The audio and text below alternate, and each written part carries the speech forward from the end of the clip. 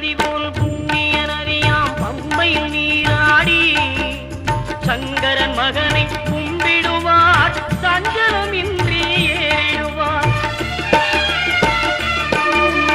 நீலிமலை ஏற்றம் சிவபாலனும் ஏற்றிடுவார்.